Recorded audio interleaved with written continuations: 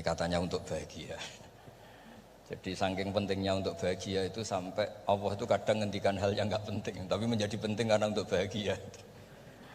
Jadi kalau Allah tanya Nabi Musa ketika ketemu dipanggil itu, wa ma tilka biyaminika ya Musa, yang kamu bawa itu apa? Padahal ketika dipanggil itu kagetnya bukan main.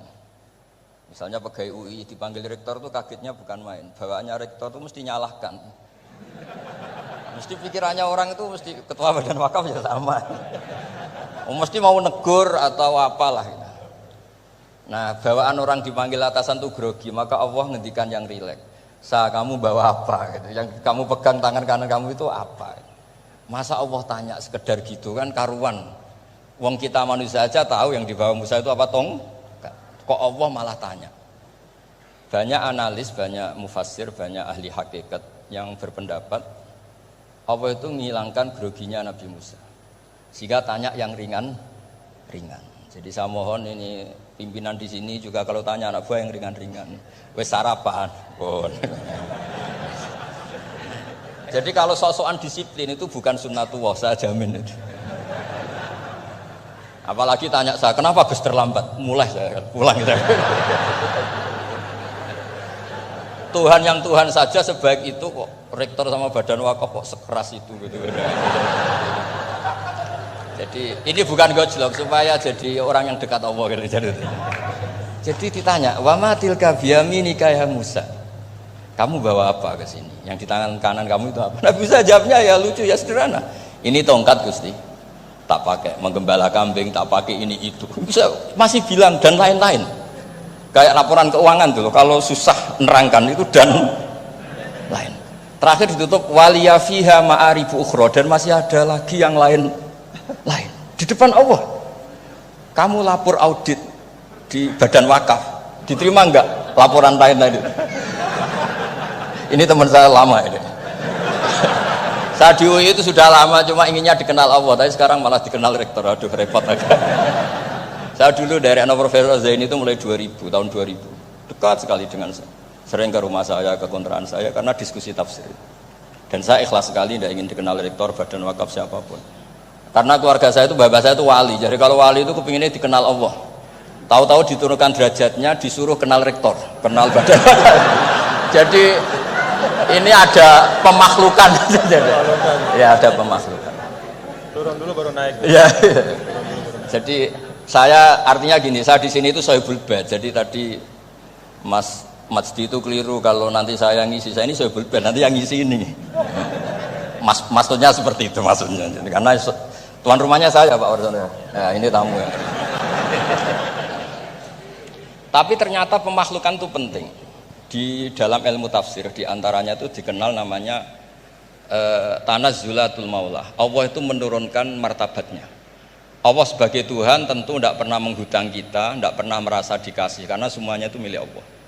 Tapi Allah untuk memotivasi orang amal itu ngendikan Allah mangzalladzi yuqridu waha qardan hasana. Siapa yang mau menghutangi saya? Allah itu tentu tidak butuh hutang kita karena kan semua milik kita itu milik Allah. Tapi supaya orang termotivasi amal, merasa superior, merasa heroik, saya mau menghutangi Allah, saya mau menolong Allah. Padahal Allah huwan nasir, Allah ni'mal maula wa ni'man nasir. Tapi Allah mengistilahkan dirinya intan suruwaha, jika kalian menolong Allah. Wahal yahtaju ilan nasri, tentu tidak, Allah tidak butuh pertolongan kita. Tapi itu tanazzulan. Allah yang Tuhan saja menurunkan derajatnya untuk komunikasi dengan manusia. Artinya kalau saya makomnya sudah fana kenal Allah, saya juga ikhlas turun derajat kenal rektor gitu. Jadi itu insya Allah tidak masalah. Gitu. Ben sampean pernah dengar ilmu hakikat memang gitu. Jadi saya ini memang sudah sering cerita ke Pak Fajar, Pak Sadeli, Pak Junaid. Saya ini sudah daftar ingin jadi resi lah. Saya sudah nggak pernah keluar-keluar. Saya di rumah ngaji. Tapi ngaji kalau ngaji terus ya. Saya belum pernah nggak ngaji. Satu hari minimal ngaji 4 kali. Ngaji fikih yang saya sering itu fikih karena mbah bahasa memang ahli usul fikih. Dulu pertama Profesor Zaini melibatkan saya ini cerita ke Mas Majdi itu gara-gara beliau itu profesornya itu sastra, adab, di Al-Azhar itu adab. Iya, Zaini. Orang tua dari rektor. Iya. Nah, karena jurusannya adab, beliau memang pakarnya kalau menghaluskan bahasa. Tapi masalahnya di Quran kan banyak fikih juga dan beliau cari ahli fikih. Singkat cerita, entah gimana ceritanya Allah yang mempertemukan ketemu saya. Nah, kenapa kita butuh fikih, tidak sekedar kesusastraan atau ilmu adab? Karena ada tafsir atau fikih dalam Quran yang mau tidak mau harus difikihkan. Misalnya begini, wa antasma'u bainal ukhtain, kamu tidak boleh menikahi sekaligus mbak dan adiknya atau adiknya dan mbaknya. Jika Anda berpikir Quran itu hanya Quran, maka berarti apa boleh menikahi misalnya Sri dengan buliknya, Sri dengan budenya. Padahal tidak boleh juga. Tapi faktanya Quran hanya ngendikan wa antasma'u bainal ukhtain. Sebab itu zaman Rasulullah SAW sugeng itu nambahi wala binal mar'ati wa ammatiha wala binal mar'ati wa kholatiha. Juga tidak boleh menikahi Sri dan budenya atau Sri dan buliknya. Dan kebetulan Nabi itu tidak menambahkan wala binal mar'ati wa jaddatiha. Karena kayaknya itu nggak usah dilarang, ya sudah lucu aja gitu. Masa kamu nikahi perempuan umur 17 terus minat mbahnya umur 70. Lah itu kalau sampai butuh dilarang ya Anda perlu berobat itu. Tapi kalau bule kan kadang masih menarik. Orang-orang kayak gini itu misalnya nikah umur 17, bulenya cantik umur 30, minat enggak? Jadi artinya butuh dilarang untuk enggak minat itu butuh dilarang gitu. Tapi kalau mbah ngono kok ditakok. Nah, ngono kok ditakok. Ini pakarnya. Ini tetangga saya orang Bojonegoro, dulu benderanya Profesor Zeni juga. Artinya andai kan tidak ada usul fikih ini mimbabi itlaqil ba'di wa iradatil qul. Meskipun usul fikih itu yang menginduk ilmu balaghah, ilmu ini itu. Jadi Allah menyebut bainal ukhtain artinya diganti bainal mahromain.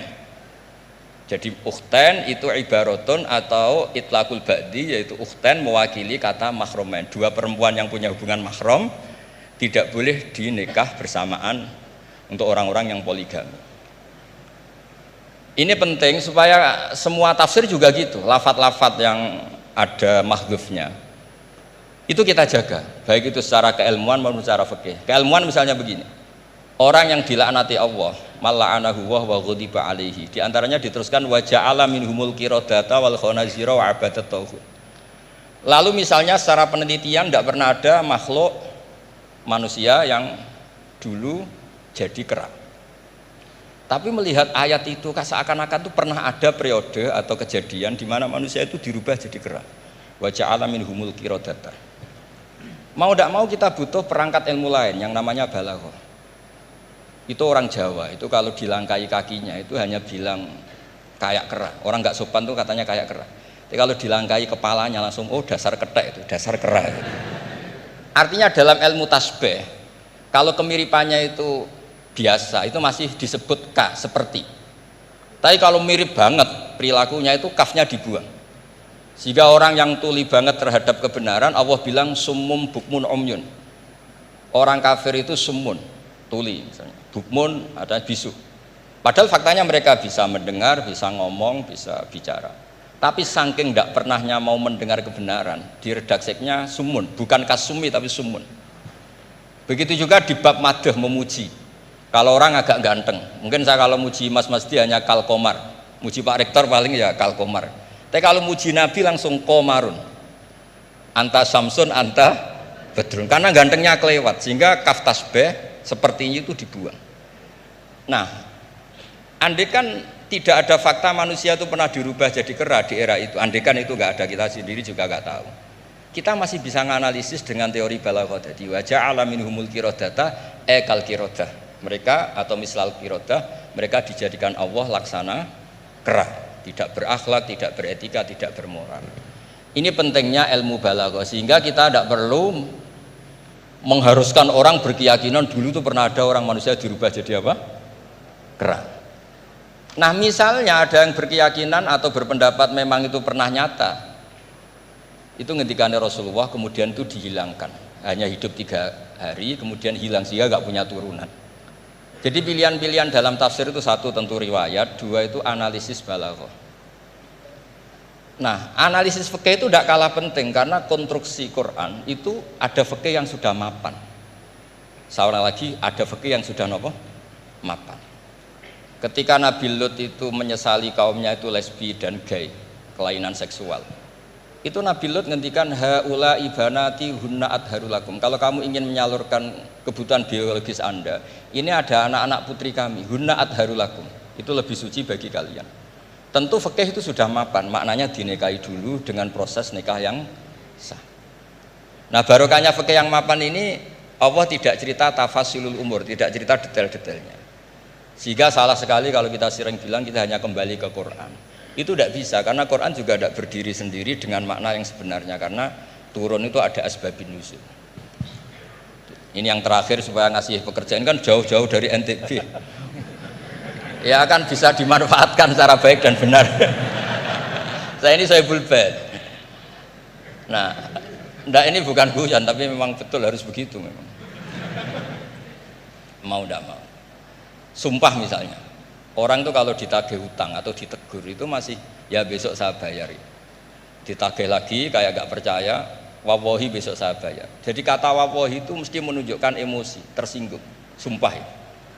Sehingga suatu saat ada seorang khotib ini ngendikan, fawarobbis sama iwal ardi innahu lahakum mislama annakum tantikun.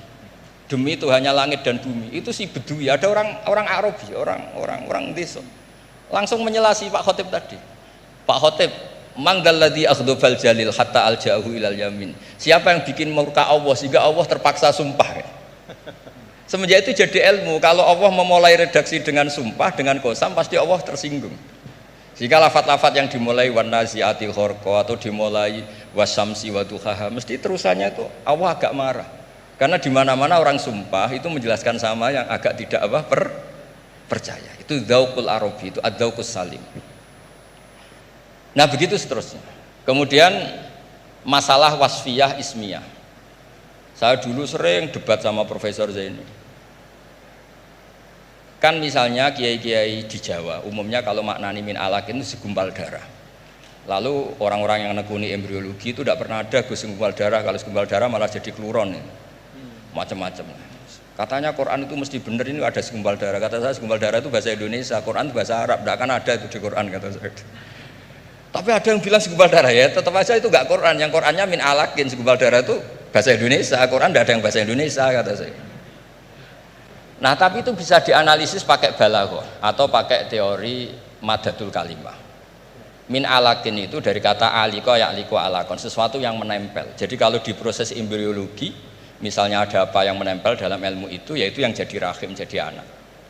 Atau pakai ilmu balaghah, min alakin tetap maknanya segumpal darah, tapi maknanya itu tangkis atau tahkir. Manusia itu sombong. Padahal materinya sama yang sekarang jadi sama dengan materi yang sekarang jadi segumpal darah. Yaitu kita yang seperti ini materinya ya sperma, segumpal darah yang seperti itu juga materinya sperma. Kok kamu sombong? Materi kamu sama dengan materi min alakin. Itu persis dengan adatul Arab kalau sedang mencibir orang yang sombong. Itu kalau orang Arab bilang antal ladzi kharasta min makhrajil bauli marratan, kata orang Arab.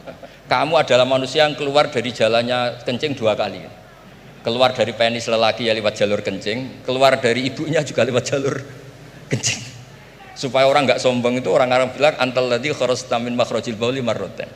Nah, min alakin itu dalam konteks itu karena begitu angkuhnya Abu Jahal, begitu angkuhnya kafir-kafir Quraisy, sampai diingatkan Allah ulang, kamu ini materinya min alakin, sejenis itu mbok yo jangan yatgha. Buktinya terusannya ayat kalla innal insana layatgha, manusia itu sungguh angkuh.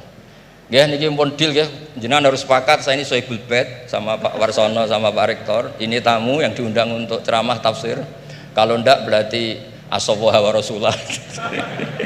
Nggih, monggo Mas Wasdi jenengan. Pon sing suwi.